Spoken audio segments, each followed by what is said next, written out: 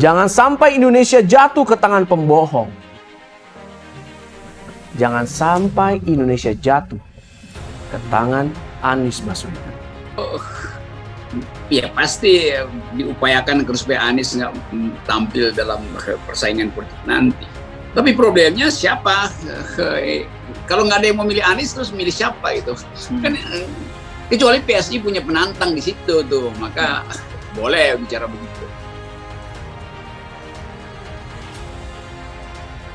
Gubernur Anies Baswedan bukanlah sebuah contoh orang yang bisa mengatasi krisis.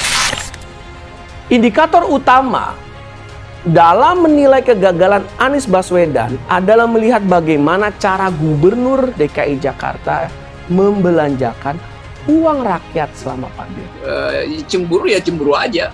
Lain kalau PSI bilang tuh, jangan pilih Anies karena kita punya calon. Dia sendiri nggak bisa tunjukkan calon. Karena dia pasti nebeng aja kan di ujung nanti. Bisa juga nanti di ujungnya akhirnya dia nebeng ke Anies tuh kan. Kan ini soal yang bisa berlangsung sebetulnya. Tapi ya kita tahu PSI butuh panggungnya, nyebut hal yang kontroversi. APBD Jakarta yang begitu besar, dia belanjakan untuk kepentingan ego pribadinya untuk maju sebagai presiden 2024. Dia mengabaikan tekanan rakyat yang meminta dia membatalkan rencana balapan mobil Formula E dan mengeluarkan 1 triliun uang rakyat untuk acara tidak berguna itu. Uang muka dan jaminan bank bagi penyelenggaraan balap mobil Formula E dibayar Anies pada saat pemerintah secara resmi mengumumkan negara dalam keadaan darurat karena pandemi COVID-19.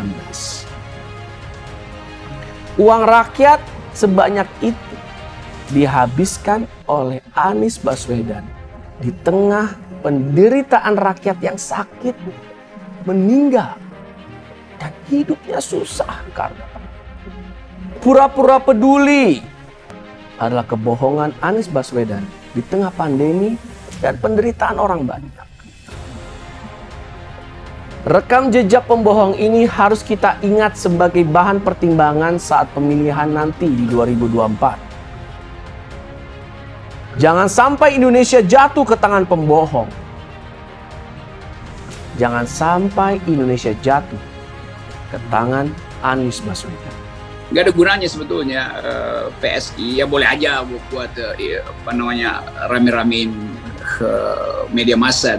Tapi sebagai faktor dia nggak berguna, karena itu partai pesacetan juga, itu partai dan nggak ada poin sebetulnya dalam politik nasional.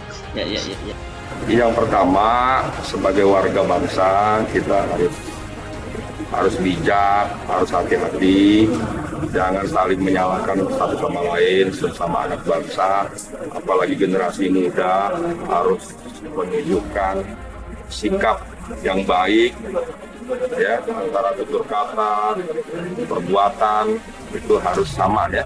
Jadi mari kita bersinergi positif sesama anak bangsa membangun bangsa dan negara ya. Tidak boleh saling menyalahkan, apalagi menuduh satu sama lain. Saya kira tidak bijak ya, apalagi dilakukan oleh tokoh-tokoh atau pimpinan ya. Jadi mari kita saling berhusnuzon, saling bersama baik sesama anak bangsa. Mari kita bersatu, kompak, membangun bangsa negara, membangun DKI Jakarta bersama.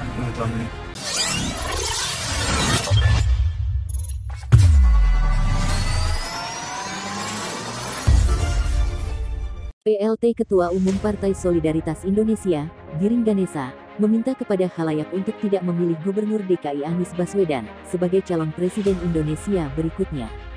Menurut Giring, Anies adalah seorang pembohong yang telah menggunakan uang rakyat demi ego pribadi. Jangan sampai Indonesia jatuh ke tangan pembohong, jangan sampai jatuh ke Anies Baswedan, kata Giring seperti dikutip dari akun resmi Twitter PSI, Selasa tanggal 21 September tahun 2021.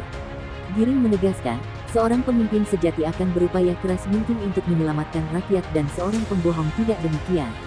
Pemimpin selamatkan uang rakyat untuk kepentingan yang lebih besar, tegas Giring. Giring berpandangan, Anies telah menipu rakyat sebab menggelontorkan uang 1 triliun rupiah untuk ajang balap Formula E. Giring meyakini, uang itu adalah milik rakyat yang dihamburkan Anies ketimbang menyelamatkan kondisi rakyat akibat pandemi. Bersama PSI Jaga Uang Rakyat, tandas Giring Ganesa. Sementara itu, PSI adalah partai yang menyuarakan hak interpelasi Formula E di DPRD Jakarta. Diketahui hak interpelasi adalah hak meminta keterangan kepada pemerintah oleh parlemen mengenai kebijakan pemerintah yang penting dan strategis, serta berdampak luas pada kehidupan bermasyarakat, berbangsa, dan bernegara. Bersama PSI, ada juga PDI Perjuangan yang menyuarakan hak tersebut kepada Pemprov DKI Jakarta. Kedua partai ini menilai, ajang balap itu berpotensi mengalami kerugian bagi ekonomi Jakarta. Namun menurut mereka, Anies berkukuh menyelenggarakan ajang balap mobil listrik itu pada 2022 meski situasi masih mencoba pulih dari pandemi.